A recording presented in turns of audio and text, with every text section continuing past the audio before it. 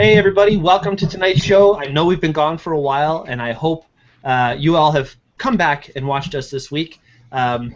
We kind of had an absence last week. There was a bit of illness going on. Between Gabriel and Darren, there was a busted thumb and a busted soul. It's only my fourth time in strep throat in like 5 months. So. What was with that? Yeah. Why are you getting so sick these days? You think you work too much or something? I don't know. It's crazy. I'm not sure what's going on with the whole. I've had strep throat. I think 3 confirmed times. 3 times I've been medicated for it. Trish has had it once or twice, and Jane's only had it once. So thankfully, but it's crazy. It's just been going like there was at one point in our house where we were all on medication for strep throat at different times. But all of our medications overlapped. It was crazy. Are you feeling better? You sound like you're feeling better. Yeah, I am feeling better. Good to hear. So like Thumb Boy over there. Oh, Thumb Boy. Yeah, you remind me of the kid that came into the emergency department all hacking and spitting into a pail and throwing up, and as soon as he walked in, everybody started putting on masks and moving away from him. I felt bad for the kid. Yeah, you told me about that. So you're in there with your thumb. Let's have a good look at your thumb here, Darren. Show the world. Make everybody sick. Yeah, see, that's your thumb. It looks very fine, actually. You have a nice thumb. What about the one that you actually busted? And then that's the thumb after you smash it real good with a pipe wrench. Ah! And this is a week later already. Not even once. What's that? This is your thumb on pipe wrench. Yes. Well, I was working up above my head trying to get the pipe out from my oil tank, and it was in a really awkward location, and the pipe was really jammed in there, so I put a bar, which was another piece of the oil pipe, on top of the pipe wrench and try to get some leverage. But it was just an awkward location and didn't have enough to pull, so I had to jerk it down, right? Ka-chink! Ka-chink! And then with the thumb underneath it slipped, ka-chink! Bang! Right into the hot water tank. Oh, God. And it was right before the show, joys of home ownership. Yeah, get used to it, buddy. You're going to be moving in, what, 28 days? 28 days. That's pretty cool. Yeah. See, I thought you had done it at the cottage, Darren, because you're always talking about all the work you're doing at the cottage, but no, you were replacing your furnace? Well, I wasn't replacing the furnace. I was just getting the piping out, because having them remove the oil tank wasn't part of the quote. But I knew if I got the pipes out and I moved the tank so the tank was in the way, they'd just carry it up the stairs, which they did. Well, it's not simple, is it? Well, it was simple. It was a simple smashed thumb. Just unlucky. Just next time you're doing stuff like that, try to keep your hands above the pipe, which is hard to do when you're. It was just an awkward location. There was no good way to get in there. Wow. Yeah, I hope you heal well. My house doesn't have a basement. It has a crawl space, and that's where the furnace is. And we're going to be adding air conditioning and everything to it. So I'm sure I'll be showing up with tattered hands at some point, trying to maneuver around crawl spaces and stuff. All you suckers. I've got the right idea. I just hire people to do the stuff for me, so I know for a fact I'm not good at doing these things. It took me 4 trips to Home Depot and then a new toilet just to fix my toilet once. So that's when Shelley basically decided, you know what, Brian's not so good at doing this kind of stuff. Awesome. Anyway, tonight's show, it's on simple. Speaking of all these troublesome things in our homes, everybody thinks that photography is simple. Oh, by the way, why don't you just layer mask that out of the shot, or just clone this and put this over there, and why don't you just do an HDR, because it's simple. I mean, how many times have you heard this is so simple or that's so simple? In the meantime, in the back of your head, you're thinking, what the beep did this guy just talk about? Well, tonight's show is on some of those things. Hopefully we're going to give you some ideas of how to make things a little bit more simple for you. Everybody has their own ability to absorb new information and do things, and we're all at different levels in our photography. And one way I've just kind of been exposed to this, how we're all so different, is I was just recently accepted into Trey Ratcliffe's Arcanum, and I'm an apprentice under Jessica Lark, who is an amazing boudoir fashion photographer. It's an interesting program. I've not been an apprentice before, so it's really going to be a lot of fun for me to get the guidance and inspiration from the other people in the cohort. That's how they work it. There's 20 people that Jessica picked, and I was number 20. I was the last one. So thank you, Jessica, for picking me as your apprentice. I'm going to have a great time in your cohort, and I'm sure that we're all going to learn a lot of really cool things together. But some of the stuff that I've been seeing some of these guys post, it's not simple stuff. And there's a lot of composites. There's a lot of editing, a lot of portraiture where there's softening of skin and things like that. I'm not really great at those kinds of things. I've never really focused on any portraiture at all. As those of you who've watched the show already know, I'm not a big fan of how do you put this? People. So, so it's not exactly the kind of thing that you'd find me shooting too often. But having somebody like Jessica Lark as your master, so to speak, this is what she does. So it's going to be really interesting to hopefully get some interesting tips on how to make that more simple for me. And one thing I'm just going to start the show off with, something you should always remember is nothing is simple until you've done it, and not only done it once, but done it several times. Mm-hmm. So when you hear somebody who says this is simple, it's usually because they've done it so many times that it is simple for them. So the key is, what is this that we always have to do, guys? Practice and practice and practice and practice and practice. So we're going to give you a few tips tonight of things that you can do. We're going to talk about what's really confusing for some people. We're going to get into where can you go for some training on how to be better at these things and how to make these things more simple for yourself. And, of course, some software that you can look into that would hopefully make things a little more simple for you. At the end of our conversation, we're going to give 3 or 4 quick tips, things that you could do that really are kind of simple to do, but they're not going to be simple until you see them. So we'll hopefully walk you through that. But first we have some things, or maybe not first, but after that we have our photo challenge reviews that we're going to go through.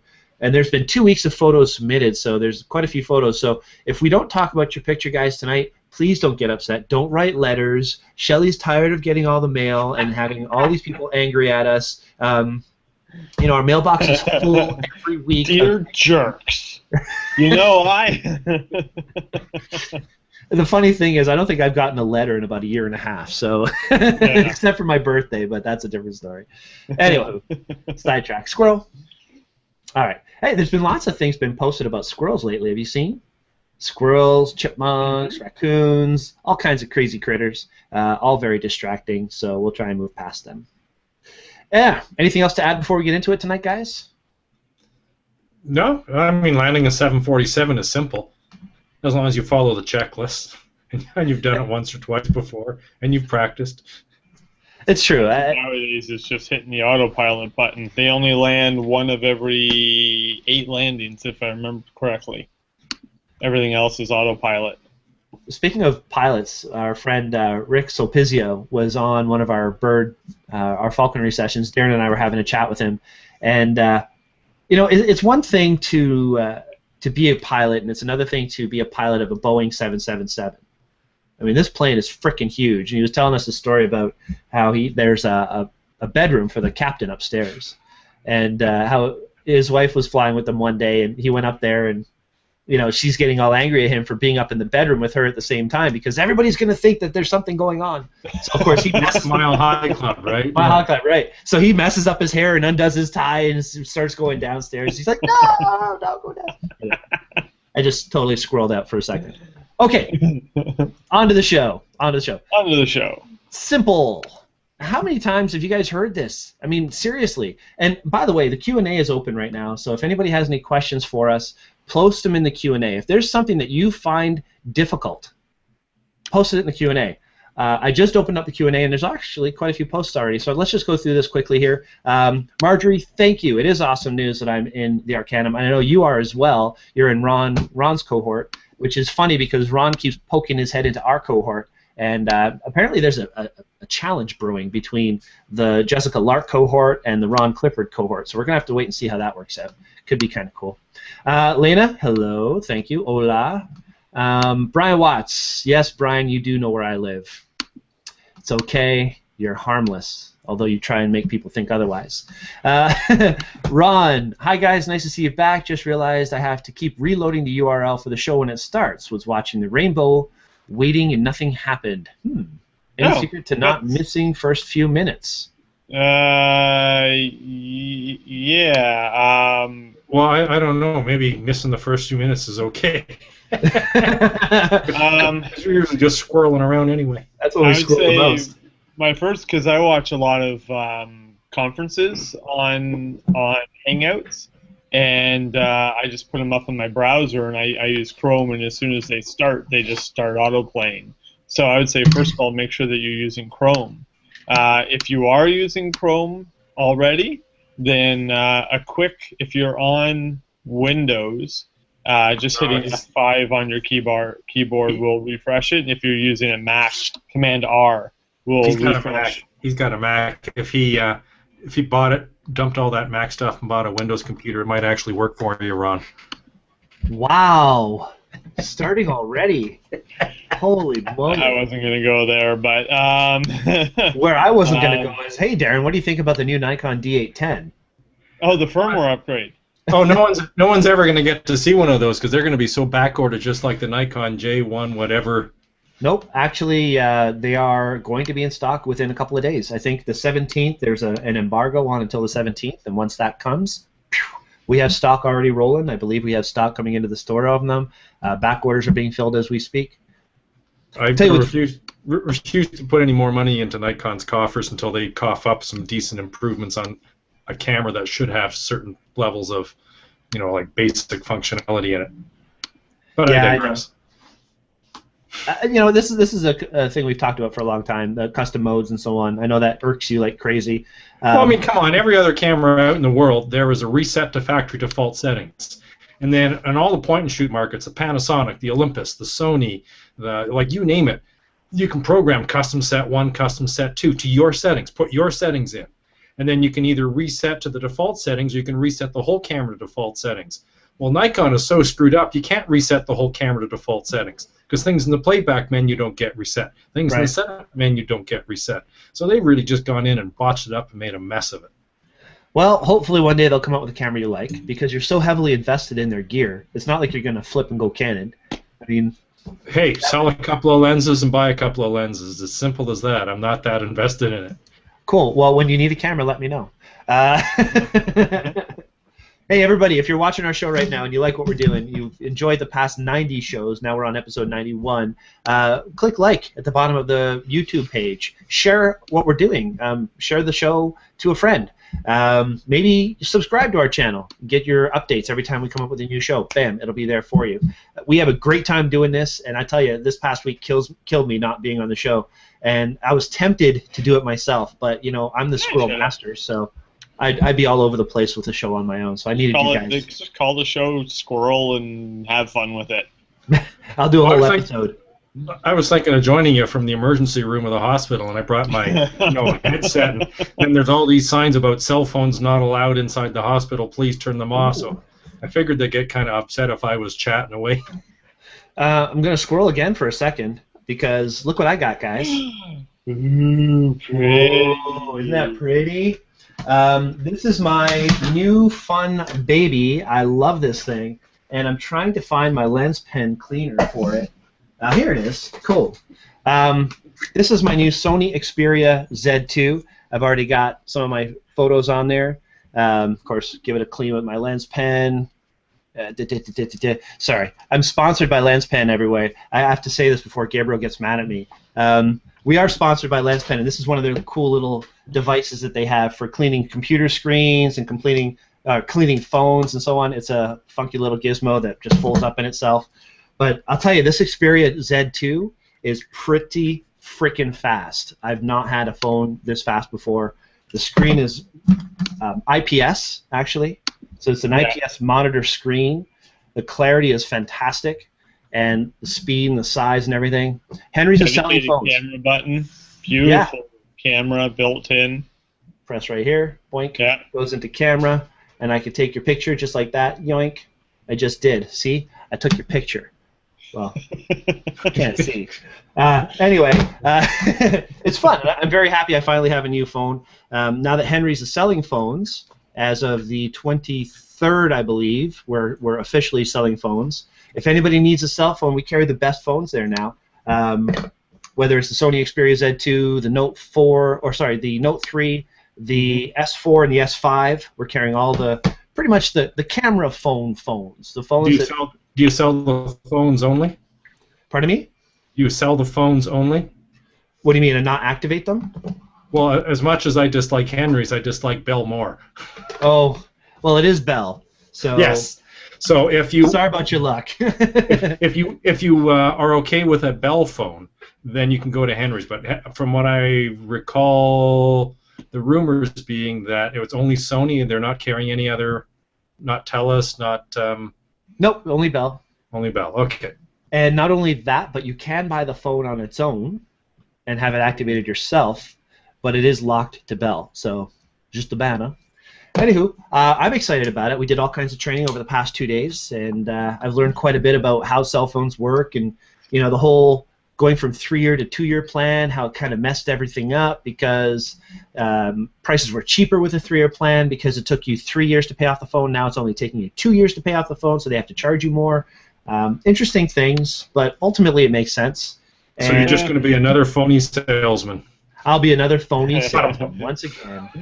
Thank you for the vote of confidence, Darren. And I would encourage people, this is just me going off on my technology rant, that if you can afford it, just buy the phone outright. It's ridiculous if you pay the upfront costs and then pay for the phone as you go along. You end up paying more. No, actually you don't. You pay $40 more over the entire term. That's it. $40 more over the entire term. All right, we'll talk about that later. No, it's okay. We can talk about it now. The legislations have been made. The government has basically said that there are all these rules. There's a code of ethics now in selling phones, and that's what's all been changed. So the people that think that are unfortunately incorrect. There's only $40 markup in the phones, or $40 profit to Bell in the phones. They make their money from the monthly contracts. That's where they're making their money. Right. And of course, there's a $15 setup fee and a this and a that, which they make a few dollars extra for. But no, it's not what you think. I'll check my information, and maybe it's out of date with the new legislation. But sure, you can check your information, or you can just look at the information I got right here, boy. Oh, sure, yeah, go by the marketing information. Yeah, that's always reliable. It's a sheet on. The D810 is a good idea. No, wow, listen to you. You are bitter. It's literally a sheet on the government legislations and regulations. When they do a firmware upgrade, they send out a firmware upgrade. You know what Nikon does? They package it in a new camera. Okay, so I muted Gabriel now, and onward and upward. So back to the show. Back to the show. Hi, Louise. Louise is here. Just hi, say Louise. Hi to you. Hi, Louise. Okay, so simple. What do you guys find confusing in photography, other than cell phone legislations and things like that? What are a few things that you found extremely frustrating and confusing when you first got into photography? Darren, start with you.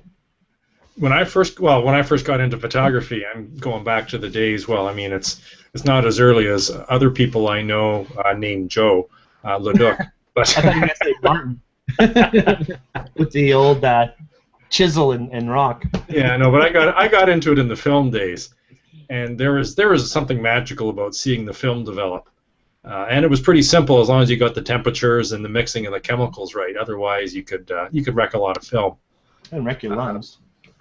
But I guess the most confusing thing was just in knowing what the right settings to use were in different situations, knowing whether it's reflected light or incident light, lighting your subject because the light meter of the camera of any camera gets fooled. So, the light hitting your subject, what are you exposing for? How sensitive is the film that you're using? If you're using slides, not nearly as sensitive as print film. Right, so those are the things I had the most difficulty with. So print film was forgiving, so any mistakes I made in metering, they came out okay. But in slides, bite you in the butt. So how about with digital photography? What did you find most frustrating there? For me, digital, I didn't understand flash. Like I understood flash with film, and then with digital, it took me a while to get my head around that. And I don't know whether it's because with film, you didn't get a chance to blow off like 40 frames and look to see, well, nothing's changed. Well, nothing's changed. I mean, you set the settings right and you got a good shot, or you messed up and you didn't. But with the digital, I just found that, I don't know, I wasn't understanding it, or there was some auto setting turned on that I wasn't aware of. Interesting. What about you, Gabriel? For me, you know, in the beginning, nothing was complicated because when I first started with digital, I put it in program mode, and you know, as I learned more, I realized how little I knew. So, you know, in the beginning, it was like, hey, this is photography, this is great, and then you learn a little bit more, and you get more questions, and you realize how that you don't know anything. But the hardest part for me was file management.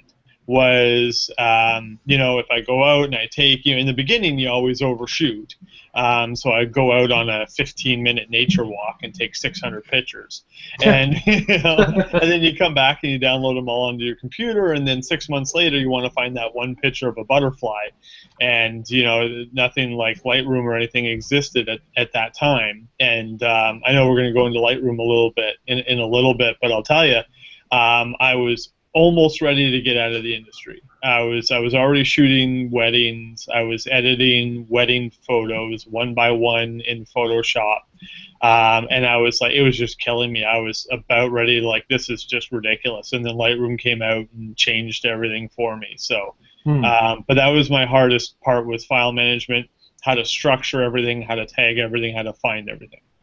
That's actually on my list of things as well. And to be honest with you, it's actually harder for me now than when it was before.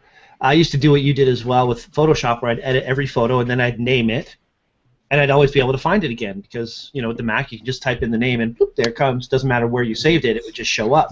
So I found it a lot easier then.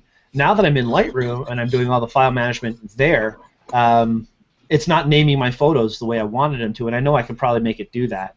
So I'm not. I'm sure I can. A little bit more thought while I'm exporting, things like that. I just haven't done that. It's just, it's the taking the time when you're importing, and that's sort of the hard part, because you have your cards and you want to get them on your computer and stuff, and you want. But the secret is to take the time while you're importing to tag everything before you actually click that import button, and that's where all the magic happens before you even get it into the develop module or the library module. The import windows where all the but I mean, even if you didn't change the file name when you imported, they're all there. You can always group them together by date and time, and then you can do a batch file rename. So I mean, I wouldn't get too hung up on. I wouldn't get too hung up on, you know, getting caught up on that, and you know. Okay, so hang on one second. Well, you can, let's slow down, guys. Hang on a second. We're going into all these things, and we're talking about how some people think these are simple things. So, Darren, explain what you mean by that, in people, like to a 2-year-old. In Lightroom, Gabriel was talking about renaming the files while you're importing them. So getting rid of the DSCN2536, and you can do that while you're importing them. Some people don't like to do that because if you delete any photos afterwards, it leaves gaps, right? And if some people see a gap of 50, then they know you deleted 50 photos. So you can rename them afterwards in Lightroom. It's really the same difference. Okay. So the name of the file will actually change on the hard drive. This physically changes the file name of the photo, which doesn't harm it in any way. And there's really no difference in quality, or there is no difference in quality. It doesn't matter when you do it. So you're not saying that it matters if you do it on import or if you do it afterward. You just remember that you have to rename the files. And therein lies the rub, is that, you know, I have my sort folder, and you know, everything that I imported in my computer goes into this folder, and once I've processed those files, then they get moved into my actual organization structure. And it's easy to say, oh, okay, well, you know, here's these pictures from Johnny's birthday, and here's the pictures from the dog portrait session I did, and I'll just put all these in the sort folder and then tag them later, and it's easy to never get around to them. And that's why I always say, when I talk about workflows, I say as soon as you hit import, do all your organization there, because in your mind you're going to say, you know, it's like when you go to Leon's, oh, I'll have the money to pay for it later. No, you never do. You know, when you go to, I mean, when you do anything, your brain, the human brain, because we're dumb reptile brains, right? We always think that we're going to have the time to do it later. We're always, you know, we'll do the manual backup, we'll do this, we'll do that, and we never do, and we never will. Which is really great if you're only importing things from one event. But if you're importing things from several events, well, do you name it Trip to Algonquin, Johnny's birthday, or grandmother's? Well, you just highlight the images. You just highlight the images from that event. So you just do separate imports for each event you do. Mm-hmm. Which takes a little bit more time, and you have to think of that first, because most people would do a batch import and import everything once. That's I do. understanding the workflow and the way people work. Simple is the simplest way is if you don't understand the different ways that you can sort the photos while you're importing them, just import them all and rename them afterwards. But again, organize as a secondary step. Depends either on who method you choose, either option that you choose, whether you do it after or you do it before, requires some thought and requires you to remember to do certain things. And so it also requires you knowing what your options are, and to know what your options are requires training. And they're both simple to do. It takes no more time to do it one way than the other way. Right. Depends and I think whether you're left-brained or right-brained. The cool thing is, now we've talked about 2 ways that you could do it. And for those of you who are watching our show, you can choose to do it on import or you can choose to do it after the fact. Bottom line is, if you do, like hypothetically, I'm just going to use an example for myself on Saturday and Sunday. On Saturday night, I worked with Ross and the Newmarket Camera Club to teach night photography. I did not have time to offload those photos to my computer overnight because the next morning, Ross and I went to the rodeo. And we had a great time shooting the rodeo. So I had rodeo and night photography pictures in the same card, and I imported them all together, and I just edited them all together, and I worked with them that way. For me, there was no separating of files. There was no different events and so on. It was just a matter of I sent my photos to my computer, I edited them, and then I exported them, and I still haven't named them. So it's be diligent, take your time, and find a workflow that works for you. So file management can be very confusing, but ultimately the point would be get it into your computer, put it in a place that you know where it's supposed to go, and you'll be able to recall it again. Learn that you have to back that up afterward as well. Ooh, was that a squirrel? That was my phone. Oh, okay. Twitter update. Let me just put that on vibe. Sorry for that. No worries. It sounded like a squirrel to me. And everything sounds like a squirrel to you. That's true. That's true. Hey, speaking of squirreling, these shirts that I wear, I'm actually in talks with Hatley right now to have these done up custom for Daytripper. Cool. Yeah, so we're gonna have some moose and maybe even some squirrel. Awesome. Nice soft Hatley material. That's the key. You don't want just a cheesy shirt. You want something that's nice and soft. These are pajama shirts, and they're so comfy. Anyway, hi Mark Flinders. Greetings from Thunder Bay. Welcome, welcome. Brian Watts asks a question. He says, when traveling, 1 camera body or 2? Also, what 2 lenses would you take with you? So this is kind of in the theme of simple. Like a lot of people when they're traveling, they really overthink what they should bring with them. I think for my answer to this, I'm just going to pipe up first. My answer would be it depends on where you're going. If I'm going to Iceland and I may never get back there, I'm bringing everything. But if I'm in your shoes, Brian, and I'm just going down to Buffalo to shoot a game, I'm going to take just what I need. And you're very good at doing that, of knowing exactly what you want to use. So my thought would be pack for where you're going. How much can you afford to carry? How much do you want to risk losing? And if you're going on a vacation where you want to try to enjoy yourself and have fun and still get photos, the best thing to do is have a 28 to 300 lens or something, ultra range zoom lens like that. 1 camera body, 1 lens, and travel light. Absolutely, I agree with that as well. The problem is, and this is only because it's coming from Brian, that I feel he wouldn't have that lens.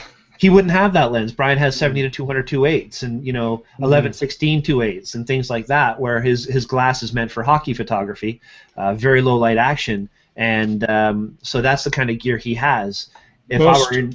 Sorry, go ahead.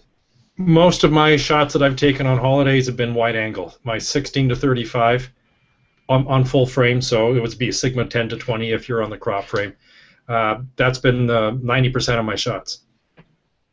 Gabriel? Yeah, we're Trish and Jane and I, and Jane doesn't know this yet, so nobody let the cat out of the bag. But we're going on a 10-day trip down to Florida next month. Cool. Unfortunately, 7 days after we move into our new house, so that's going to be interesting. But so we're going down to Disneyland and Legoland and stuff like that. But we're going to make a huge part of the trip strictly for photography. So I'm bringing my 5D Mark III. She's bringing her 7D. So we have 2 bodies right there. And we're basically we're going to bring our 24-105 f4, the L lens. We're going to bring the 1020, and we're going to bring a macro lens. And that's everything that we're going to bring. And And two bodies because you're each going and you each shoot. exactly. The 1020 only works on the 7D. So the 24-105 will be, as wide as I can go on my 5D Mark III, but 24 on a full frame is pretty wide. Right. And, the macro will be for any portraits. I want to bring my 7200 because I want to do some portraiture down there and stuff like that, but it's too big and it's too expensive. So I'm going to bring the 100mm so we can get some cool wildlife shots and then also use that for portraiture. Excellent. So yeah, 3 lenses, 2 bodies, and it covers pretty much the whole array of everything. But you got two photographers. So right. if it was just you going, then what would you do? Exact same kit.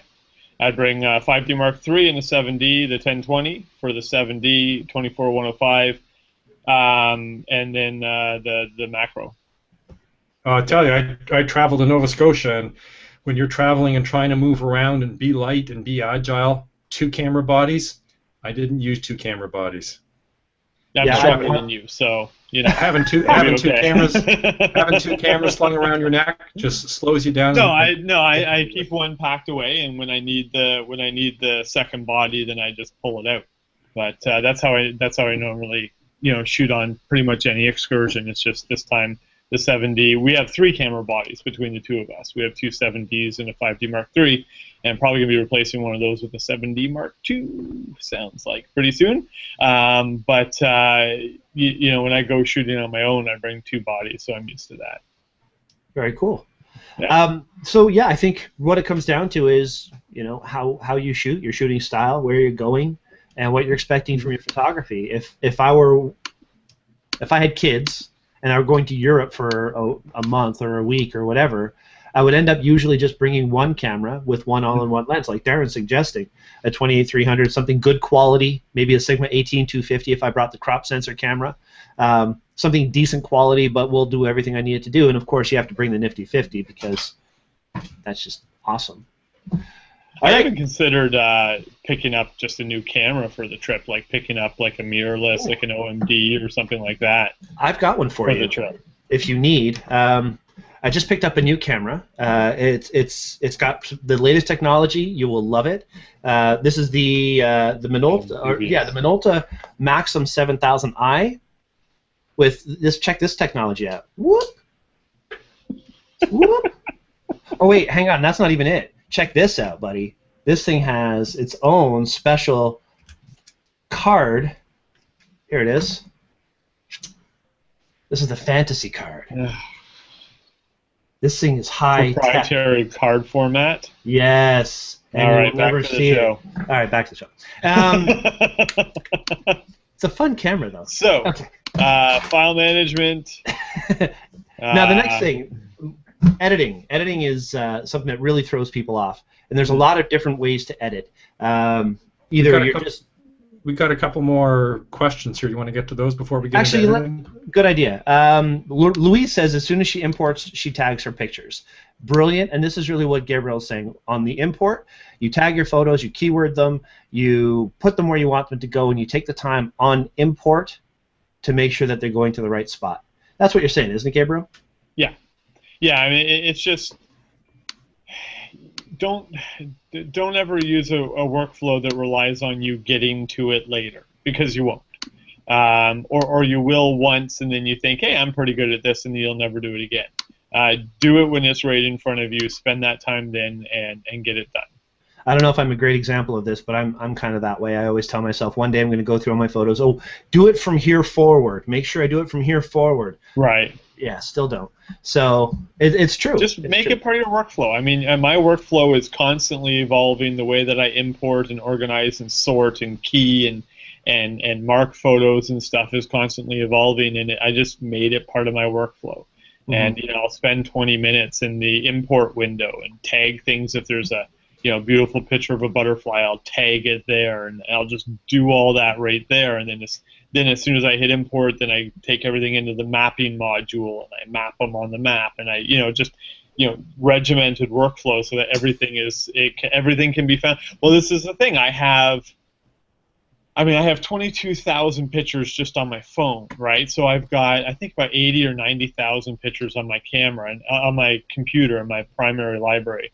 And I can think of a picture, and I actually tested this out today because I was thinking of a specific picture that I wanted to edit, and I had it pulled up in about 5 seconds. Because, out of all those tens of thousands of pictures, I just typed in the keywords, and boom, there it was. So that just shows that diligence pays off. Well, exactly, yeah. However, there are some people that they'll just get so frustrated they won't even bother. Yeah. It takes too long to do this, takes too long to do that, it takes too long to do this. Well, They just say it's too complicated, they turn around, they walk away. Which is why I say, whatever... It's actually, but that's the thing, it's not complicated at all. It's just time, it's just, taking... Well, time consuming. So some people, like me, got ADD, like Brian's got ADD, right? We have things that, keep our attention for a short period of time, and if it gets too complicated, we walk away. We just leave it. It doesn't get done. It's so true. You got to know yourself, who you are, how you work, and for some people, coming back to it later may be the best idea for them. Right? Yeah. So there is not one system that works, See, I think this is where Darren has a real edge, and I'd like to say myself as well, because we instruct quite often, and we've dealt with so many different people, Darren especially, with all the Lightroom training that you've done, Darren. You've talked to so many different people who absorb things at different levels, and this is what you feel is the best way to do things based on your experience dealing with hundreds of people, training them how to do their own Lightroom and their own workflow. I mean, you've taught the workflow thing for Henry's for years, and now you're free to do it on your own. So, well, Gabriel's on the right track. Like, as much of the work that you can do right away, the better off you're going to be in the long run. Just some personalities can't do that. Some people just get too bogged down in the minutia of the little details, and they try to make it more complicated, or they just get frustrated. And if that's happening to you, keep it simple, right? Yeah. Get them onto the computer and get editing them. Tag them, as Louise said. Just find some way you can identify them, and if you need to, go back to them afterwards. Perfect. There's lots of ways you can find photos afterwards. If you know the date you were there, you can do a search in Lightroom by date and time, and you can find a photo instantly. Yeah, one thing that I had in my workflow for a while is before I was tagging things right on the import, is anything that wasn't tagged, I just put the purple label on because, I mean, let's face it, nobody actually uses the purple label for anything. So just mark them purple, and then whenever I was sitting in front of the TV or had an hour or so to kill, I would just filter my images by purple and then just tag all the images that were marked purple. Okay, Mark. So what are you saying, that I should label this as purple? Yes, that's what we're purple saying. Label. That's exactly what we're saying. Mark just actually summed it up perfectly. He says, so if you're OCD, tag on import, and if you're ADD, tag afterwards. Brilliant. And if you're OCADCC, then do a little bit of both. All right, Michelle. First of all, thank you, Michelle, for watching the show. This is your first time watching live. She says, what frustrates her is sometimes she gets too focused on framing and capturing my subject that she forgets to notice what's happening to shutter speeds. Yep. Yeah, that's a big one. I've seen that in some people close to where I work. Oh, I've said too much. I've seen it a fair amount. Trish got a diss. Don't diss the wife on air. Well, good thing you're at a job right now. I talking about Trish? No, you didn't.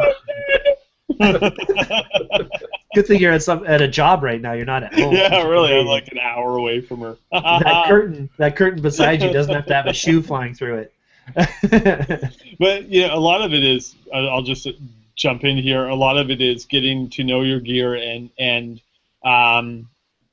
being able to listen for what it sounds like when you click.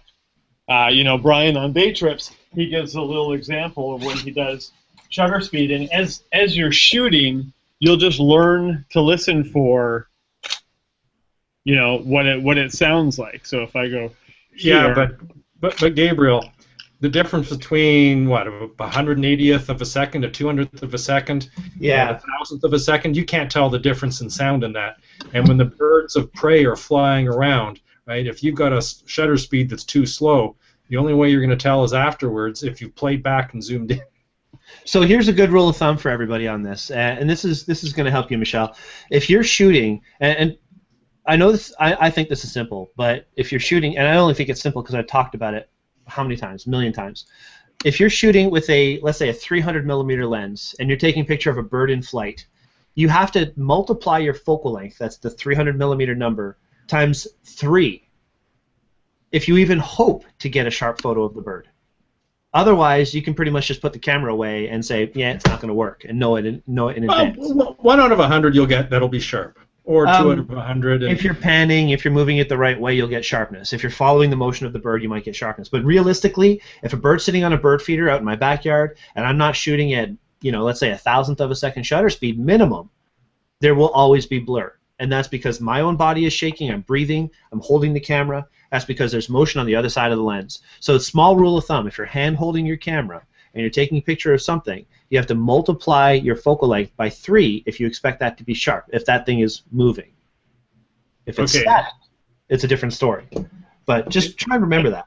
And if you need to simplify it, just think of the shutter speed number in the viewfinder as an important number, like the speedometer in your car, and the police will give you a ticket if you go too slow. So when you're snapping away, you're going to be looking at the focusing point and what's your shutter speed number. Forget the ISO and the aperture, because you'll use those to affect your shutter speed. But you want to make sure your shutter speed stays at a number, and then the other thing you can figure out beforehand when you get there. But when you're shooting, you look through the viewfinder, you keep your attention focused on the focusing point and your shutter speed. So simplify it. Absolutely. Another thing you could try is the auto ISO feature on some Nikon cameras specifically, but on some other Canon cameras they have this as well. If you could tell your camera to not go below a certain shutter speed, and give it the permission. Mark III all the time. Oh, it's awesome! And then give it the permission to go to X ISO, like 6400 or something, so it'll achieve that. Then your camera will always give you that minimum shutter speed, so you don't even have to worry about it at that point. You can just assume that it'll work. Doesn't always, but it's helpful. Yeah, right, exactly. But it's helpful. So that's something else you can try is the auto ISO feature, and cap your shutter speed or fix your shutter speed to a minimum of whatever you need it to be. Maureen asks you, Gabriel, just tuned in, Gabe. Did you remodel? Bueller? Did I remodel? Yes, look behind you. You're at a customer's place. You're not at home. Oh. No, I'm at a customer's. I had to drop off some equipment, and so I didn't have enough time to get home before the show. So I decided to do it from here again. There you go. We've seen that background a couple of times. Yeah, we have. Yeah. So Don says, keeping on the topic of simple, many of my images fit this description as far as composition is concerned. I'll put effort into... Oh, where did it go? There it goes. I'll put effort into removing clutter and keeping the primary message of the photograph clean. If it doesn't help the shot, get rid of it. That's a good point. That's a very good point. Now, first of all, for those of you who don't know who Don Komarechka is the snowflake guy. He wrote the book on it, literally, Sky Crystals, phenomenal book. A lot of his photos are snowflakes. Now, what you don't see in those photos is all of the mitten hair that he would have, or the distracting other snowflakes around it that he has to eliminate. So he spends on average, I believe, about 4 hours per photo editing out all of the distractions and things like that. And that's just the snowflake photos. If you look at his landscape, or if you look at some of his other work, it's very obvious that he has composition in mind and that he really knows how to get rid of distracting objects. And so, if you want to keep it simple, just put one little rhyme in your mind. Check for clutter before you trip the shutter. That's good. Check for clutter before you trip the shutter. If there's a tree branch sticking behind somebody's head or a lamp post, look what's behind your subject. Is there anything that's going to interfere or distract from your main subject? Take a step to the left or a step to the right.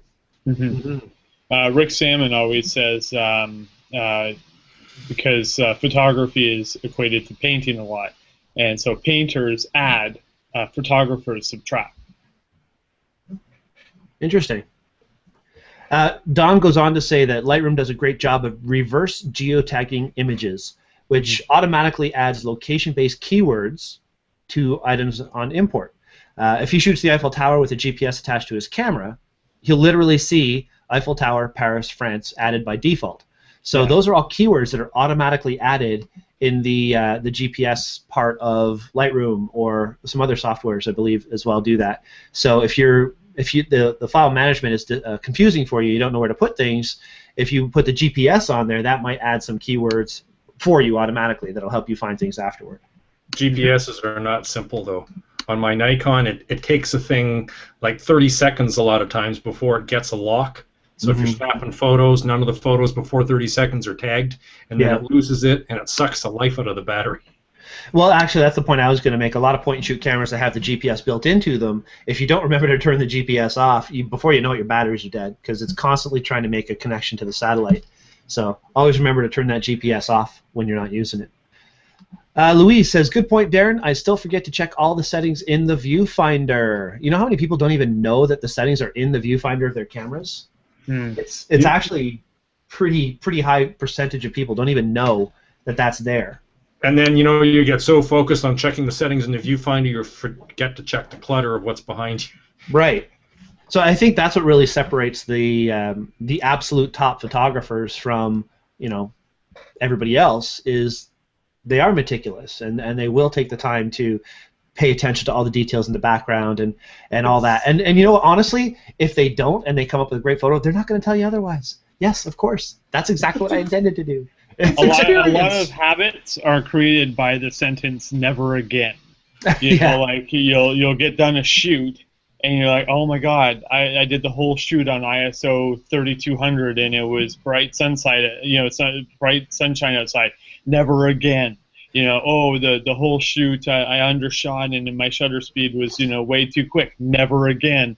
And you know, most of the time, like when I put my camera up to my eye and I look for clutter, and I'm looking for things in the background, it's because I've done a whole shoot where the bride had a telephone pole sticking out of her head, right? And I think to myself, never again. And then I'm, you know, checking all my settings and my ISO and everything.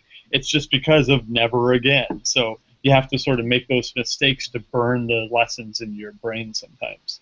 It's true. You do learn a lot more from your mistakes, from your successes. Mm-hmm.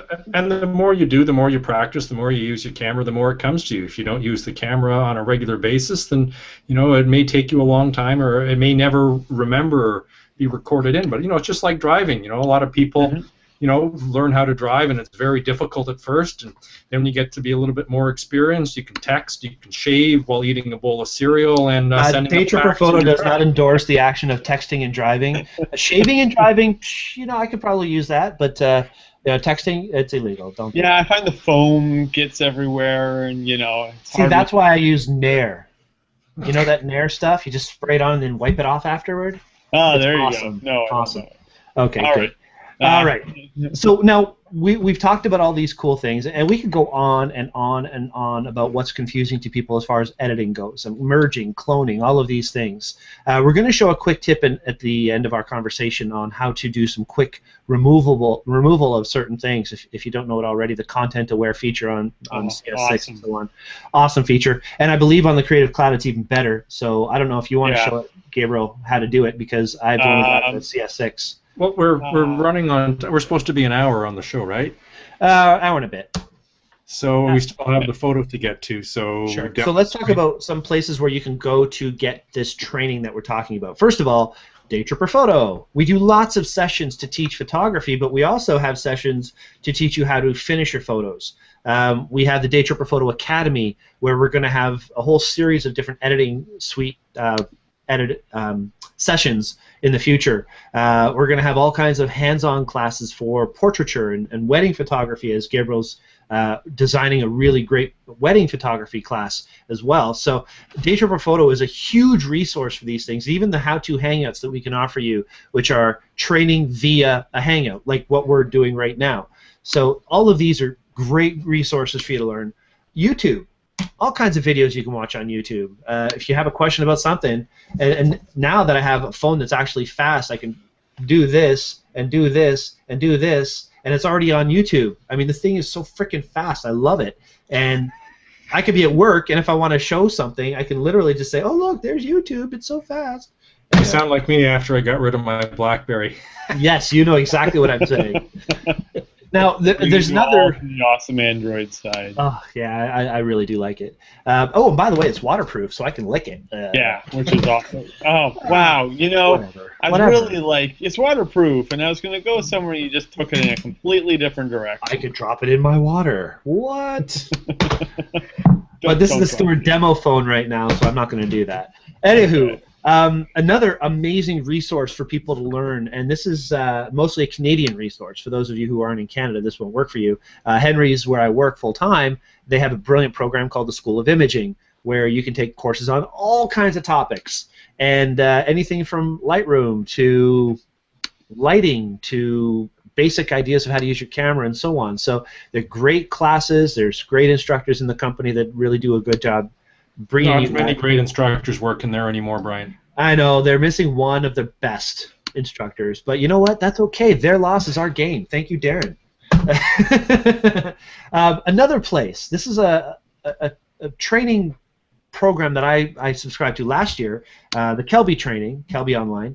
And Kelby is full of great information. I mean, I've got some of Kelby's books back here behind me, Photoshop CS3 through CS5, all kinds of training he does. He's one of the most published authors for photography out there. Scott Kelby's training program online just merged with, I'm blanking on the name. Guys, help me out. Kelby. The National Association of Photoshop Professionals. Exactly. So now they're merged together, and they have, Kelby 1 training, which, lots and lots of stuff you can learn. And the last one, which is what we're doing this year, is lynda.com. Now, I believe that's you that made the note here, Gabriel. Why don't you explain what you mean by that? So my only note is that video training, one of the barriers to video training that I find, personally, I've been doing video training for a long, long time. Lynda.com is how I learned Lightroom originally. It's boring. I mean, it's really boring. You're sitting in your house and you're just watching hours and hours and hours of these videos, and there's so many distractions. There's so many other things that you could be doing. So, just know that it's really boring. You're going to be bored out of your tree, but if you do it long enough, you'll learn a huge amount of content. But that's, for the real down and dirty stuff, I always recommend actual workshops for that stuff, but you can learn a huge amount of information from the video stuff. I also recommend, I use a dual monitor system, so I have my primary, so I think it's a 23-inch monitor, and then I have a 19-inch monitor off to the side, and I have the Lynda video playing on the side, or on a tablet, like if you have an iPad or an Android tablet, have it playing on there, and then just have whatever program you're learning up on your primary computer so you can mirror what they're doing in the tutorial. Yeah, I find online learning excellent, but that is literally the reason I started Daytripper Photos, because classroom-based courses don't work on me.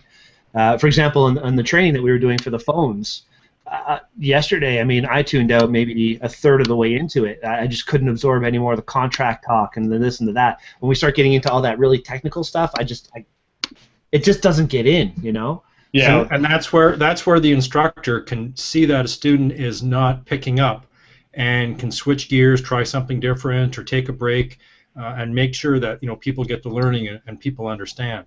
Yeah, so, you would hope they would do that. Yes. So that's where Daytripper comes out. I mean, you can hire any one of us to do private training.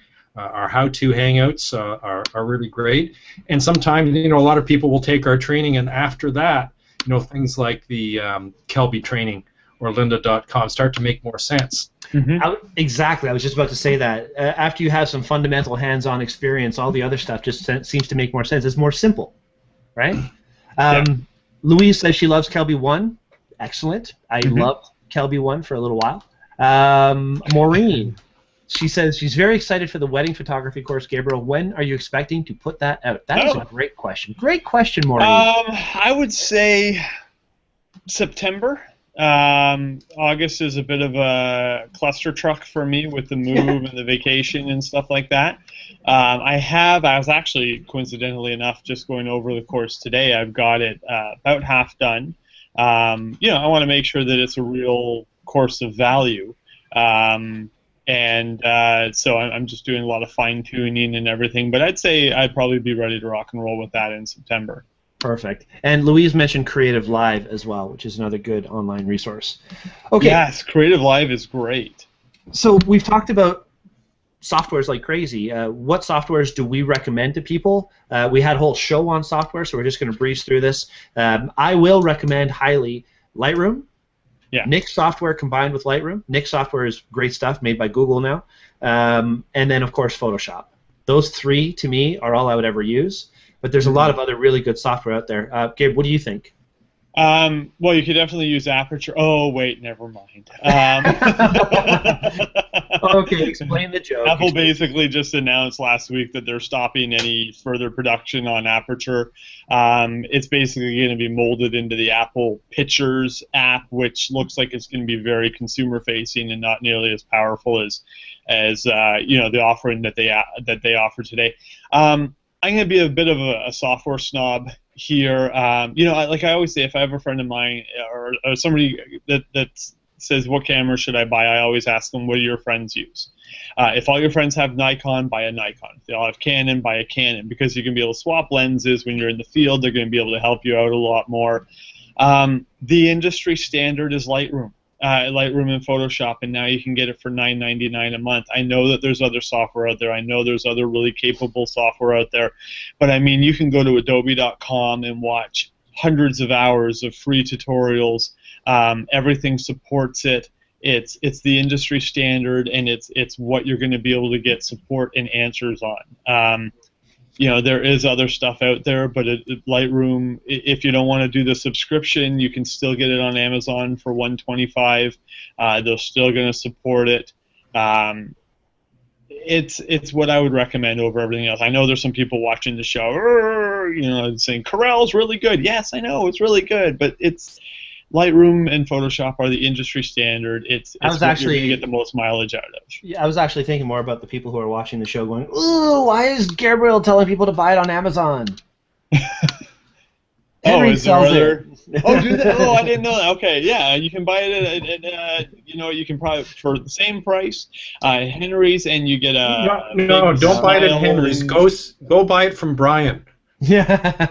Henry's does not support the show, right? Support Brian in his job, but Henry's is not a sponsor on our show. They're not giving us anything. Okay. That's a good point. I didn't know Henry's actually sold the box. So yeah, that's great. $159.99. Okay, perfect. Yeah. And anywho, deals can be found at Costco, so there you go. Okay, so I'm now fired. All right.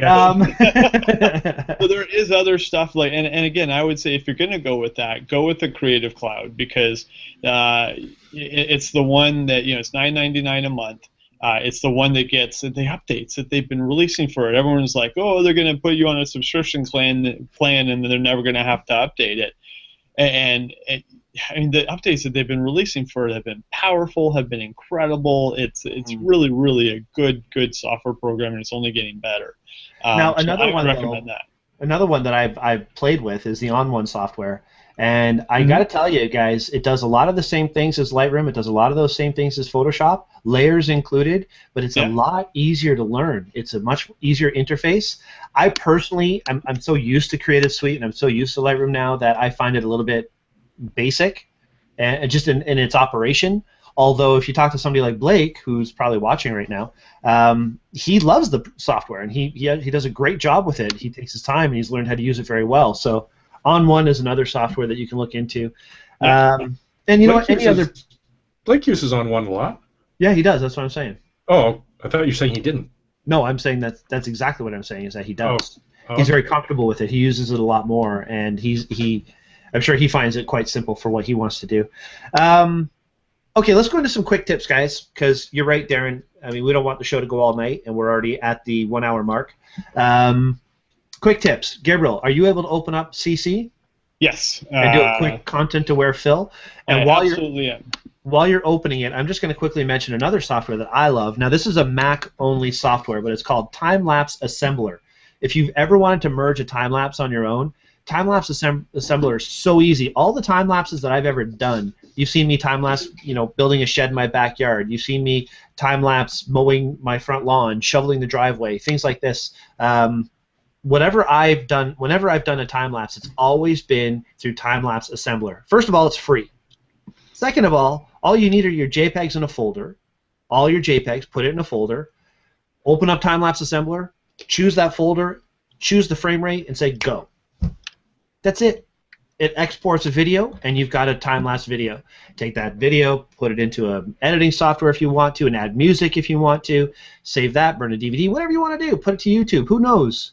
Bottom line is, it's a matter of saying, here's my software, there's my folder, make it so. And Brian will post a link in the community, right? To let everyone know where to get it? Absolutely. I will definitely post that link, and I'm making a note of it. So, Gabriel, go right ahead. Cool. All right. So I'll tell you one thing. This is a feature that I'm super glad exists, but boy, did I spend dozens and dozens of hours, hundreds of hours before this feature came out, doing what this software does in a matter of seconds. So you see this picture here. It's a wedding picture. They had a cool light ceremony at the end.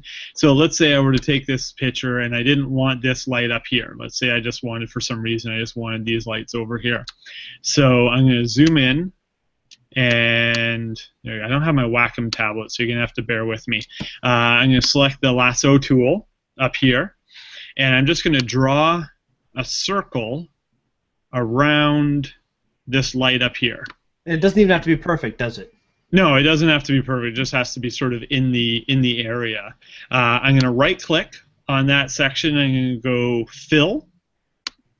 We can't see your menus. We can't see your menus. Oh, okay. I think I can go up. Can you see the menu now? Nope. No. No, eh? Okay, so when I right-click on... Share your desktop, not the actual program. Okay. All right. Let me... turn off screen sharing. Now I'm very, very close. You're so big. I'm so big. You're such a big Okay, head. there's my... Okay, can you see that now? Yes. Right. Photoshop? Okay. Yep. So I'm going to right-click. Okay, now we can see. Right-click here, and you'll see that come up. I'm going to click on Fill. And this is something that one feature that they just added in Photoshop CC is this color adaptation, so it actually does an even better job. So make sure that that's checked. You'll see here contents. It says Use Content Aware, and click OK. And it's done. I mean, it's done. God. So It's there's a tiny little bit here where it didn't get it, and so I'm just going to select that. I'm going to right-click and go Fill, Content Aware. I'm going to click OK. I mean, this, with the gradient from here to here, photoshopping that light out of here, and especially with the hard line there and stuff like that, that would have taken 20, 25 minutes in the past. And now you can literally do it in a matter of seconds. It even patches together a little bit of that cloud there and stuff. And if I zoom in, I mean, there's absolutely no remnants of that light ever being there. So it's an awesome feature. It's incredibly useful. I use it on a daily basis. To make it even easier, for me at least, I know how you right-click and go Fill. Yeah. If you just draw the circle and go Shift-Delete, Oh, okay. that window opens up, and then you just hit Enter. So literally circle it, Shift-Delete, Enter, gone. Let's see here. Oh my So God, it's so hard working without my... Wow. Did you mute yourself? Here we go. There you go. Okay, so circle it and then just hit Shift-Delete. Hi, they can see me. Okay, so... Ah! I'm not good without my Wacom tablet. I'll say. Shift-Delete. Delete. There it is, and OK. Click OK. Done. And bazinga. Nice! Cool. Beautiful, clean. It's great. It's so powerful. Simple just got simpler. That's right. Yeah. Okay, thank you very much for sharing that. No problem. Now get me off your screen. Okay, Blake chimed in. He says, on one, Nick, same as on one, simple but powerful. And then he says, on one is easy masking and layers, simple to start with, lots of power underneath. I think he meant to say underneath, but that's okay. I'll forgive Blake. And then he says, DxO viewpoint. I love this. And liking optics trial. Both simple, no selective adjustments though. Actually, DxO Viewpoint I've used quite a bit. If that's a great software. If you've taken something that's off-center, one of our shows, I forget which one exactly. I believe it was the software episode. If you look back on this, I show the example of a billboard that I shot from the street. So I'm looking up at a billboard, and of course it's right off kilter. I opened up DxO Viewpoint. I draw a box around where the billboard is, and it just goes bloop, and fixes it so it's perfectly straight. It does a very good job. Lightroom just added a lot of that functionality into their product with the last update. Have you compared the two? No. Is it the 5.3 update or the 5.4 that they have? I don't know. Because it's better than nothing, but it misses as often as it hits. Out of 30 photos that I do, there's probably 15 of them that it messed up. And I mean messed up something that should be easy. Like in a room, there's vertical walls and things on the walls, and it really puts it all out of whack. It definitely can. It has to be something that's fairly isolated for it to really work well, I think. But the auto perspective control in Lightroom is amazing. It saves me a lot of time. Hopefully they'll get it even better, and then it'll save me even more time. So I have that as a default setting on import as a preset. Can you explain that one more time? Auto perspective correction in Lightroom. Yeah, so you use Lightroom for all of that. What you're talking about in DX, well, time is money, right? Keep it simple. A friend of mine looked at an image the other day, and he said, "Oh, that's a great HDR." And I said, "No, it's not an HDR. HDR takes too long. I got to take the frames. I got to put them in other software, and while it may be simple to do, it takes time." I said, I bracketed the set, cover all my bases. I said, but that's the best exposure that didn't have the highlights clipped. Put it into Lightroom, moved a couple of sliders, luminance adjustment, darken the blues, made everything look great. I gotta say it's tough because your video's not working, Darren. So sorry, I turned it off because I got up to get some ice packs. Yeah, I had a hard time following that. Okay. But I wasn't showing any. I was. Okay. Gabriel, I can bring the image up. Sorry, Blake says Capture One is frustrating and complex, powerful as hell. Oh, by the way, Mark is in for 2 of your wedding spots. Mark Flinders. Yeah. Awesome. Or Gabriel, sorry. What else? DxO Viewpoint, yes, Blake already talked about that. Oh, and Tom is watching. Tom is a member of my cohort, and he says, you just have to be careful with content-aware fill. It only works on layers with pixel data. It doesn't sample layers below it, so you can't use it on an empty layer in a non-destructive manner. Excellent point. Right. That's a really good point. Gabriel, maybe you can explain that a little bit clearer. Okay. Well, yeah. Okay. So basically, if you have a photo with multiple layers, which I do 95% of my work in Lightroom, and then if there's some really heavy lifting, then I'll go over to Photoshop. So I tend to usually only have 1 or 2 layers. But if you have multiple layers, there are some edits that you can do in Photoshop that will edit the selected layer and also pull from layers below it. But with the content aware, if you have, say, multiple layers, and let's say you're doing a group photo, and you took some eyes from another photo, and you still have one set of those eyes selected, and you're trying to do content aware on the dog taking a poop in the background. But you have... Sounds like you've had this exact experience. That's such a beautiful picture. What is that? Oh, the dog's taking a poop in the background. So you go and you highlight... poop in the background right now. That's yeah, a fun exactly. Not like last time.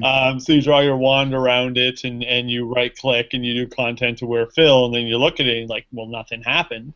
You draw it again, content aware fill, and you do it 4 or 5 times until finally you go and grab a drink. The secret is to make sure that the layer you want to edit is actually selected in your layers panel. Yeah, I've done that many times. It won't affect anything in the layers above or below it. Right. But if you're trying to remove something from the flower, if the light is a separate item in a layer with the dark sky background that you just demonstrated, if the light was a layer and the sky was a layer, content aware would not have worked. You would have had to have merged the layers together in order to get it to work. So everything has to be all on the same layer. Right. Yeah. Yeah. Great point, Tom. Thank you very much for sharing that with us, and thanks for watching the show. I guess I'm officially kind of meeting you right now. So sorry I haven't shaved, so forgive me. Anyway, squirrel. All right, so that's pretty much some of the things we want to talk about. Also, panoramic. One last little tip before we move into the photo review. So we've talked about the time-lapse assembler if you want to do time-lapse videos. We've talked about content-aware fill, both, and I'm going to say it, kind of quick, simple ways to do these things, and we kind of demonstrated at least that. With panoramic, though, if you're doing something like what Darren does, where you have a lot of things in the foreground, you're doing real estate photography, and you're trying to merge it so that you're getting it, you know, the parallax, let's say, isn't going to start to skew things on you. Like, say, for example, I'm at Niagara Falls, and I'm just at the falls, and I want to get a nice wide shot. It's very easy to do a panoramic without the need of a panoramic head and panoramic tripods and so on. The key is, don't shoot like this. Shoot like this, first of all, because a camera has a 4x3 sensor, so it's actually 4 units wide by 3 units high. In other words, wider than tall. So if you can flip it like this, now your tall is wider than your long. So you can take a picture, overlap 20%, take another, overlap 20%, take another, keep your feet planted, and literally just go click, click, click, click, click. The first step. The thing about shooting a panoramic is you want to overshoot. You want to have more angles. So Overlap. overlap, right. So you want to overlap them, you want to shoot above, you want to shoot below, you want to make sure you get the edges, the bottoms, and all that kind of stuff, but you're basically standing in one place doing this. And then Photoshop can just take care of that for you. It's a pretty amazing program. It senses all the commonalities, and you don't even see any kind of stitching afterward. So if you want to get into doing some panoramics, go right ahead. All right, that's it. Those are our quick tips. Let's move along so we can get everybody comfortable in bed at a decent hour tonight. Gabriel, would you mind doing the screen share so we can talk about some of the photos from the photo challenge? Sure. Fanfibby. There's been a lot of pictures posted. We can't show them all, as I've said, so guys, please don't send me hate mail. It should be fun to go over these pictures, and you guys did a great job, so thank you all so much for submitting this week. We have a great photo challenge for you for next week. We'll tell you that in just a few seconds. So as soon as Gabe's all rocking and rolling there, we will start doing our quick little photo review. And by the way, while he's doing that, the photo prizes, or the prizes for this week's challenge, are back from our sponsors, LensPen. So this week we have third place, or honorable mention, is going to get the LensPen, the single lens pen, which is the best tool for cleaning lenses. We all use it. We love it. Second place is going to get the LensPen Clean Kit, the cleaning kit, I should say, where you get a sensor blower, you get the micro clear cloth, and you get the LensPen. That's the cloth that we used in Niagara Falls, where we were wiping our cameras down after they were getting soaked from the fall mist. And first place this week is going to get the LensPen Pro Kit, which are 3 lens pens, including the little micro pen, which is awesome for cleaning the viewfinder that we all stick our eyes up to that gets dirty, and everybody comes in the store, why do I have dirt in my viewfinder? Buy a micro pen. It'll fix it. All right. Apparently everybody that comes in with dirt is like a 1940s railway mogul. All right. Go ahead, Gabriel. Okay, so can you see my screen? Yes. Fan-diddly-tastic. All right, so we started off, not last week's, but the week before was Bright, and then last week's was Thief, right? Okay, right. So we'll go through these quickly. Yes. I love Fred's shot there, another bright idea. We don't need to open it up. My only question for Fred on this photo is, Fred, why is it sideways? Well, he got his wife to pose sideways, and then he glued the light onto her head. That must have been, it probably was a lot harder to do than we think. Rotating, some software automatically rotates or doesn't rotate, so whatever he did, the EXIF information from the camera and the software he was using didn't automatically rotate the photo into the vertical orientation. So it's... Thanks, Fred. Thanks for explaining that. But a bright idea. It is a very bright idea. I'd love that one. It's a great shot with the light bulb. Brilliant. And Marjorie. Marjorie's. I like that. Sunburst off the Canadian flag. Unfortunately, Mother Nature dealt a lousy hand and turned the flag upside down. Yeah. Yes. Yeah. She says not the best composition, but she likes it. Now, I have to be honest with you. I actually like the composition. Maybe not that the flag is cut off at the end and so on, but I love how you have the starburst coming at the base of the flag. I thought that was a neat little touch.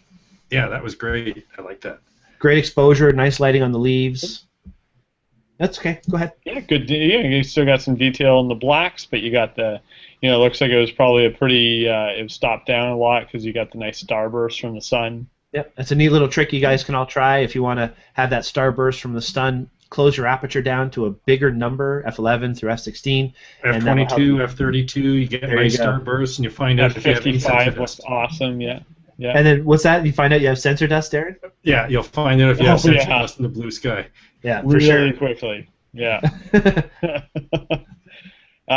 Brian Watts, that was a fun one. Brian's a good friend from a long time ago. Brian and I, we've done a lot of shooting together, and the guy is super creative.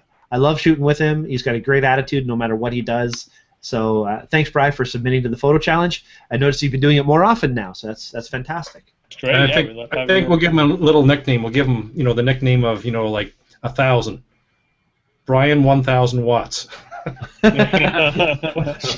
Shining that bright light into his eyes. Just at least he's closed his eyes, unlike the next person. Mark? Yeah. Mark stared right into the blast. Yeah, I like that picture too. That's fun. And so me at 2 o'clock in the morning. In close proximity, it probably wasn't that powerful.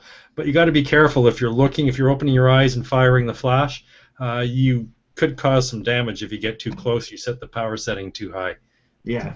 Oh yeah, it's like when I first got my 580 EX2, and I was reading the manual. I'm sitting on the bed and I'm reading the manual as I always do. I read it from cover to cover, like 2 or 3 times, and I'm playing around with the mode buttons, and I'm like, oh, mode. Okay, so I put it on manual mode, which puts it automatically to 100% power. And I'm like, oh, this little button on the back turned red, so I press it, and it is so hot you can feel the heat coming from. Actually, Gabriel, it's so hot. If you put a piece of paper on the front of the flash and pulsed it, you would probably burn the paper. I'm not joking. You would leave a burn mark on the paper for a while. Yeah, it was bright. Okay, before we go any further, we have a comment here. Grant posts, "Hi all, new to the community. Was just wondering if the photographs for the weekly challenge have to be newly taken, or if I can use a relevant photo from an earlier shoot." Well, Grant, great question. Exactly. Please make it a new photo. The point of our photo challenges is to give you something to try, to give you something to break the monotony of a professional world and get out there and make a photo that you can share with our fun group and not hear and to get your camera out of your bag. Yeah, get your camera out, get shooting.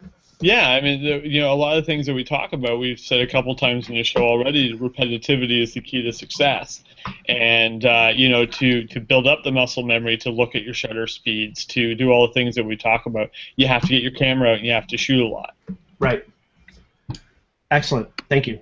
Yeah. Okay, moving onward. Thank you for watching, by the way. This one I absolutely love. I love this picture, and I think he probably took this on the photo walk. Was Ron on that photo walk? I don't think he was on that photo walk. Oh no, you're right. He was. Oh, that's right. So he went down there all by himself. Well, Ron he's a tough guy. He's not afraid to do things like that. In fact, I think he was on his boat for this. Timing the sailboat going in front of the sun with the CN tower juxtaposition. I think that really made the image. So it's a dark image, but with the bright sun behind the boat. You have the little halo around it. I know when we were on the photo walk, I had 2 or 3 ferry boats where I was trying to get the sun going through the windows on the ferry, and it's hard to get everything all lined up and to capture a sharp shot. So he did a good job there. That's great. And the exposure's great because you can still see all the cloud detail in the lower bottom, just over the buildings. It's a really nice shot. Yeah. Absolutely. There's that one again. He's got another one here of canoes. We're going to, because we're already 21 minutes over, we'll just be covering sort of the first picture from people that we see for the most part. Right. So I like those canoes. I know exactly where that was shot. I took a similar picture myself. His was better. Thanks a lot. Okay. Actually, I'm just going to quickly say that for those of you who wonder why you post a photo and then it shows up in another place, I have an answer for that. We're going to make a short video on why that is and how to avoid that from happening, and we're going to post that to the community very shortly. So. Cool. Rhonda, had to work hard to get these bright colors. Started out with a simple image of a sunflower, then added another image of a pattern. Oh, okay, so this is just a sunflower with some photoshopping done to it, and kind of like mixing multiple exposures almost in Composite Photoshop. the foreground and the background, and Yeah, neat ideas. love the bright colors. Mm-hmm. Mm-hmm. These Lots ones of here, brightness. Definitely applies to the theme. yes, definitely. These look like a little abstract, sort of bright. There you go. She goes, okay, just getting silly, bright color submission. This is just too much fun. So looks like she's maybe found the liquid tool or something like that, and is just having a blast with that. So Keep it up. Keep having fun. That's what we love. yeah. This one here I love, the lavender. It's a very, very classic flower shot. Mm-hmm. Definitely nice shallow depth of field. I can't really see it. Maybe I'll pull it up on my own what the settings were, but shallow depth of field is usually created from a few things, either aperture, focal length, proximity, or sensor size, which of course I'm not supposed to talk about. But what happened in this photo, and as I just found it here, this was taken with a macro lens, of course, the 105 macro, Danielle's favorite lens, at f8, which is interesting. Shallow depth of field is usually a wide open aperture. This is taken at f8. So because she's so close to the flower and she's using it with a true macro lens, depth of field is extremely shallow. If this was shot at 2.8, there would be no depth on the flower itself. Right. It would basically be one petal, the front of one petal would be in focus and it would blur completely in the background. So great choice of settings, Danielle. It was obviously a nice sunny day. Excellent work. Very good job. Check the distractions in the background, because I noticed that the two other stalks are not symmetrical and they're sort of distractions to the main flower. So f8, while getting the depth of field on the flower, sort of brings into focus more of the things in the background. Good point. Good point. And this is actually something I'm really looking forward to in the Arcanon, is getting these real photo critiques. I'm at level 3 right now, and I've got to start putting together my 5 images for my photo critique. And I'm a little bit nervous that Jessica is not going to like my photos, but I'm also very excited to know that I'm going to learn to see different things in my photos. So that's something I'm really looking forward to. All right, Lori, so bright. This one here I'm going to open up just quickly, just because it's really small horizontally. So I'll just open it up a little bit. This one, yeah, beautiful color, great silhouetting. I think a lot of people would flip this to black and white, but that's not a good idea. The color really makes the photo. Yeah, really nice. Some nice, more nice flower pictures. More lavender from Danielle. Another bright composite from Rhonda. Did a photo with a friend today. She's such a bright light. Yeah, you can see that all over her face. That's pretty cool. I mean, just really quickly, there's a lot of color here, a lot of color in the clothing, and a lot of color in her hair as well. Mm-hmm. Which is kind of nice. It's a really interesting job the way she cloned out the chair. I mean, that's not easy to get the legs off the chair so that they're clean. I would do that, and there'd be choppiness all over the place. So, something I want to learn more on. And Darren has a shot there. Bright light behind the dark clouds, combining the last photo challenge with the current one. Clouds and bright light. Very well done. Cool. Yuck, yuck. Fernando, moon and bird. Do I have to open it up to see the bird? I don't see. Oh, is that the bird? No, that's screen dust. I don't see the bird. I don't see a bird, Fernando. In his other image, he said submission is bright, half a bright moon during daytime hours. So I don't know how it got named. It was probably just a file name when he imported it. Could be. Oh, okay. Cool. So he was probably shooting birds on the same day and just tagged it that. Oh, could be, yeah. It's a great daytime moonshot. The nice thing about shooting the moon at the right time of day, you could shoot with the proper settings to get all of the information in the foreground and everything nice and clear, and still see the texture of the moon. When the moon is bright at night, you really have to speed up your shutter speeds and filter a lot of that light away. But at a certain time of day, when that moon's not so bright, you're able to get the clarity of the moon as well as all of the information in the foreground as well. So that's that perfect moon hour photo. And Well, you might be able to. Sorry, go ahead. To keep it simple, the moon is a reflection of sun off of something. So if the sun is reflecting off your face, it would be the same brightness as the sun reflecting off the moon. Right. Mm-hmm. So whether it's daytime or nighttime, you're going to be using the same settings. No. No? No. I disagree. You disagree? I do.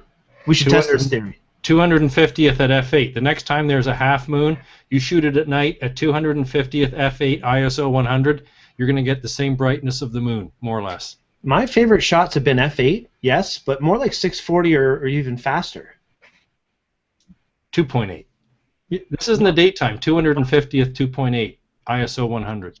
If you use those same settings, take a picture of the moon at night, take a picture of the moon in the day, you'll get the same brightness on the moon. Relatively speaking, atmospheric anomalies excluded. So, I will if there's a lot of haze. Well, it's the sun reflecting off of something. The sun doesn't change in brightness. This falls under my favorite sentence ever spoken, more research necessary. Yes. Apparently not for Darren, but for me. Lori's, my little man's bright-eyed girlfriend. That's cute. I have to ask Lori on this photo. Did she blacken out the boyfriend on the left? Because it looks like there's a little bit of like her face and her hair on the left side is a bit darker. In the upper right, you can see a little bit of the background, so it doesn't look like she cloned anything out. It looks like or masked it or something. Yeah, it's just something about the left side of the girl's face. It looks a little bit darker in her hair, like when I do a wrestling photo and I'm blacking out the backgrounds, and sometimes I go over the face a little bit. Ah, right, okay. If she did take it into Photoshop, the only thing I would suggest is adding a couple of catch lights in the eyes. Yep. Cool. Yeah. That's cute. Little dimples. I am not looking forward to the day that my son starts bringing home girlfriends. Yeah, me either. That's why I didn't have kids. Anyway, Cheryl's photo. I know, we always get back to that. Yet another reason. Here's a submission for Bright. Sorry, I'm in the islands. Cheryl, I dislike you already. It's the brightest thing here. I know it's cliche. No, it's nice. I like the sun between the palm trees and again, still good exposure in the palm trees. You can see all the palm fronds. You can see all the detail. Nice light under here. Good job. Yeah.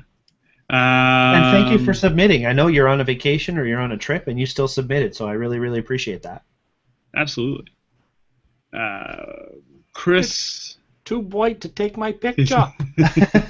I love Chris's humor in her photos. I swear, whether it's Bacon, her dog, or it's any other picture she takes, there's always a humor to it. And even if we scroll up higher for the thief theme, yeah, her photo, and we still have a whole theme to go through here, guys. So we gotta move along. We're gonna tear through this. Yeah. But I can hear the I always Jaden, when he's doing when he was younger, and whoops, Daddy Jaden Day today. Oh, there's hanging out with the J Bear. You said you were busy on Thursday, but you've got time in the morning, you son of a gun. Kids. Every kid speaks their own language. So with Jaden, it was Jadonian, and usually only the parents or people that hang out with him a lot can understand it. So I can just hear the little child accent. It's too white. Yeah, so that's cute. So now we're going to start tearing through these. So Eugene's, nice fireworks photo there. Definitely bright. Hey, I'm surprised. Oh man! And I just talked about how we need to be quick, and now I'm going to totally squirrel. Did you guys see that video of the drone that was put in the middle of the fireworks display? Not only did I see the video, but I actually planned something. And by the way, this is a sneak that nobody really knows about this yet. On July 1st, 2015, Daytripper Photo is going to hold our fireworks session. And we're actually going to have our drone there, or I should say Sean's drone there. And we're going to record it from a drone. So not only are we going to have a fireworks session where we're going to teach how to shoot fireworks, we're going to have a whole true fireworks display just for Daytripper Photo customers. It'll be in a private location, so no one will know where we're firing them off from.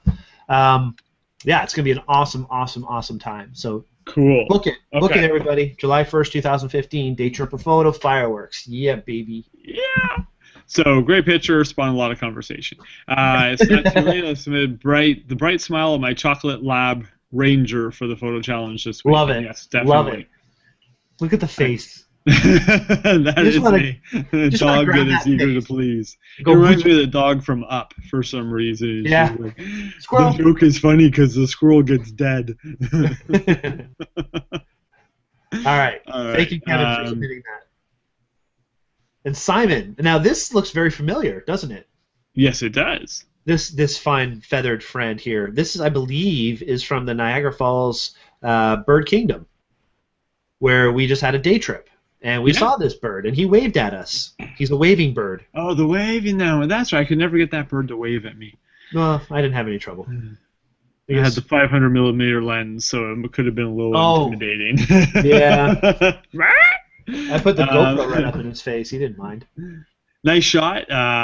Well composed. Well shot. It's a little hot down here, but it's, you can't cut all the details in the feathers, and that's all that matters. Yep, exactly. Yeah, very nice. This one I love. Stephen Morley. Not a bright idea to touch this jellyfish, and this one is just. I would encourage you to go to the community and look at the large version. It's very sharp. I'm guessing it was taken at the aquarium, and it's better than any jellyfish picture I was able to get while I was there. So, yeah, envious of that. Now we have the blue thumb of sadness. We're just going to skip over that. And we now just saw the reality of that blue thumb, so yes. We're doing his video off so he can soak his thumb on ice right now. So quickly going through this, we're 33 minutes over. So Rhonda has helped thief. Someone stole the firefighter. I thought that was really cute. I like that. I believe this was taken at the same place that I was on Sunday. The rodeo. The rodeo. Thank you very much. I can just see, like, when I look at this, just because, with my twisted mind, I see, like, a father firefighter and a son firefighter, like, right after the rapture. Like the rapture came, there's just, like, empty clothing, they're off floating away, and all the sinners back here, like, hey. Aren't you an atheist? Yeah, I know. I'll be in the stands going, what's with the empty firefighter stuff? All right, keep going. This one here, Brian Watts, fantastic. I love the idea and the execution behind this. I do too. And he says here, 5 minutes after shooting this, police helicopter started flying around it. It's not a successful shot if there aren't police helicopters after. And it always goes like when we're buying this new house, the house that we have, it's got a glass front door, and Trish wants to replace it with a wooden one because she thinks it's more secure, and it goes under the saying, locks are only for honest people. Yes, because they really are. I mean, no lock is going to stop somebody that wants to get in. So, Ron Katz, I like this one here of the cherries. If you have a Costco membership, OMG. If you have a Costco membership, go there right now and buy their cherries. They're the size of plums, and they are so good. Gabriel, it's 5 after 11. Nobody's going to Costco right now. Okay, well, go there right now. Please do not spit your used cherry pits into the fresh produce section. Oh, yeah, I saw that today. Somebody had to put that up in a grocery store, and it made me lose my faith in humanity just a little bit. Pits, a little bit more. Pit, spit, boogie. Yeah. Rhonda's have a couple here of the chipmunk. Yeah, we spend so much time trying to protect our bird feeders from squirrels, and these damn little chipmunks come around. But they're cute. Oh, they are cute, yeah, but they're harder to hit with the BB gun. That's okay. Saddest. Yeah, right, exactly. Terry, are you talking about Terry? Actually, let's do Mark's first. Okay. So Mark, birthday boy, but my nephew is a thief. Here he's stealing pieces of the Reese's peanut butter cup off the top of the ice cream cake. That's absolutely what I would do. I totally relate to this little thief. And he's 41. God, he looks good for his age. 41. Guys, photography. It's backwards. But all my dyslexic friends see that as 14, so... Yeah, right? So it works. I love this picture. Like, if I love the the lens that was used. I love the capture. I mean, they just caught a lot of happiness, and I'd be happy to get a picture like that. The only thing I would say with that, if it was my picture that I was getting paid to take was you can tell the flash is firing right at them. Yeah. Maybe in the future try firing the flash off the ceiling or the wall behind you, and it'll create a little bit softer shadow. Or even just use a Gary phone. Oh yeah, just phone it. Absolutely. And Blake reminds me, Marjorie, you submitted that photo for Wordless Wednesday. Did the pit sign? Yeah. Yes, that's right. Cherry pit sign saying "Don't spit the pits back into the fresh food." But then it begs the question: if it's Wordless Wednesday, how come there's a sign with writing in it? So many words. Good point. So there's Terry's shot. I'm guessing this was on the night photography workshop? That's right. Terry's in our Newmarket Camera Club, and he showed up on the overpass here and took a picture that was too bright. Very cool. The thieving headlights stole the darkness. Apparently Navi was driving on the highway that night, and as she was going under the underpass, thought to herself, what the heck are all those people doing on that bridge? Yes. Yeah, I heard it too. She saw us up there. It was pretty funny. Fred, there was a supermoon this weekend, and this or last couple of days, and Saturday. Same night we were on same night we were doing the night shoot. And we were I was actually at the drive-in, and the supermoon came up over the drive-in screen, and there were no clouds at that point, and really bugged us. We didn't realize that it was actually this big event that we should have been taking pictures of. Right. So, let's just get through that quick. You are fast. So yeah, just tearing through this mark. Cat stealing a ride. Very cute. I like that. I love that too. I mean, that's totally what my cat would do. Yeah, same. Would have done when she had to get up and go to do it. And then this is zoom in on this one for a second. The earlier picture of the chipmunk stealing the bird feed. She just added the chipmunk came back because it didn't want to be recognized. So just a little bit incognito mode there going on. Yes, a little bandit. Great grandma steals kisses. Oh, very cute. Very cute. That's what Thanks, grandmas Fred. are for. That's a great shot, Fred. Good. These are the moments that 50 years from now, the kid's going to show her kid and remember Grandma from this photo. So. Yeah, that's a nice memory, nice moment, well captured. And thank you for sharing it with us. And this is what I was talking about before, about Chris's sense of humor. She has chickens, and she's posted pictures of her chickens, Charlie the chicken, to be specific. And apparently there's a thief that's been stealing the chicken eggs, and she set up a special video camera to try and find this thief, and there it is. There's the thief. The thief is a freaking raccoon. Mask now, and there's all. an animal that I could shoot with a BB gun. Raccoons, I have no love for. They look cute. They could potentially look very cute, but I'll tell you, man, they will stand you down. If you try and go up against a raccoon, he will not give an inch. These raccoons are freaking vicious. Raccoons are still better than possums. Well, yes, they are better than possums, for sure. All right, well, that's great.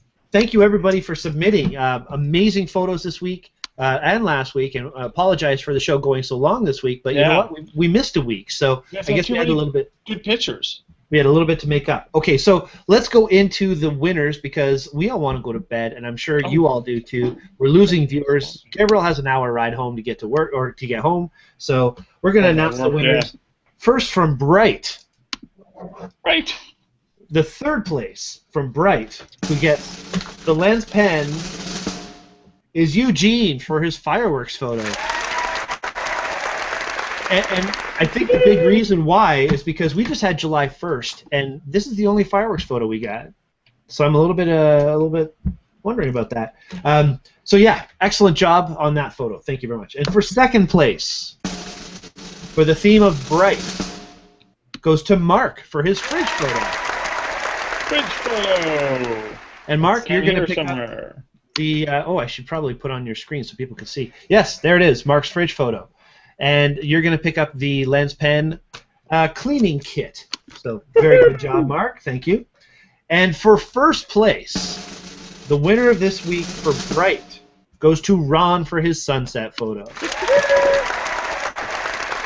Well done, Ron. Thank you very much. And you are going to pick up the LensPen Pro Kit. So we've got another batch of prizes to give away. Thank you again, LensPen, for donating these prizes for our winners. That's pretty awesome of you to do that. The theme, Thief. Third place goes to... Again, Mark gets this one for his nephew photo. And the nephew photo is the birthday cake. Birthday cake. Yeah, there it is. I like that one. The reason we chose this one is, again, it's a fun photo. You can see he's a thief, and the person in the background is probably the birthday boy who's laughing it off.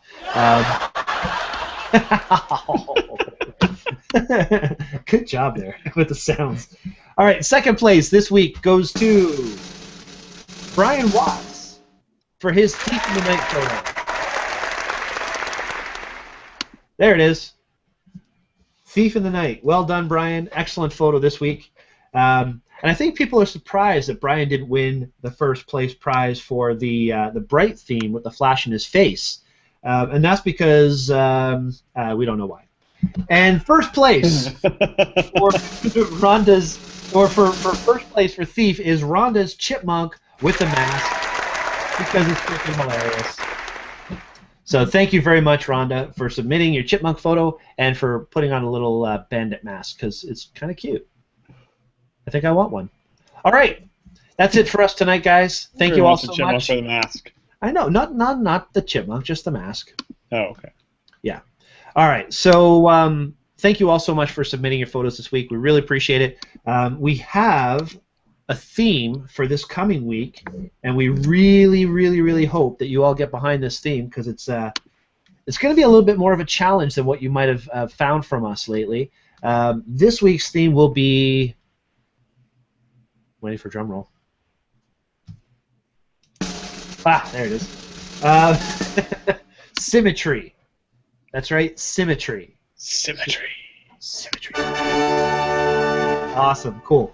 So, if there's nothing else to add to the show, let's just quickly go through. Darren mentioned this earlier, how we're all instructors for Daytripper Photo, but we are all also for hire for private instruction. So, Darren, where can folks get a hold of you and your big old thumb? They can get hold of me, my big old thumb, at darren@dgvirtualtours.com. I can train you how to use a pipe wrench properly, how to position your thumb if you're going to be reefing on it in case it slips off and smashes into something. And your experience has taught you how to not do that so badly next time. Like in photography, right? You got to do it wrong the first time. That's right. That's right. Is that hindering your photography at all? Well, I thought it may have, and I almost was ready. I found the menu item on the Nikon camera that you can switch the front dial to be your shutter speed instead of your aperture. Nice. I was able to still adjust the shutter speed with the back part of my thumb without too much discomfort, and didn't have to resort to that. Good.